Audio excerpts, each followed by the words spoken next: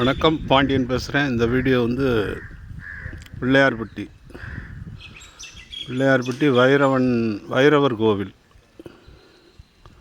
வைரவர் கோவில் அதனுடைய அந்த வியூ பார்க்குறீங்க.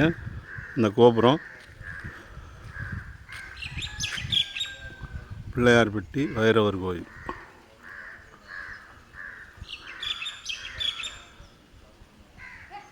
பிள்ளையார்பட்டிக்கு பக்கத்திலே இருக்குது இந்த கோயில்.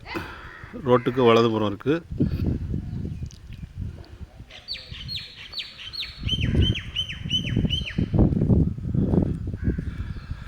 வைரவர் கோயில் ஆப்போசிட்டு தெப்பக்குளம் இருக்குது.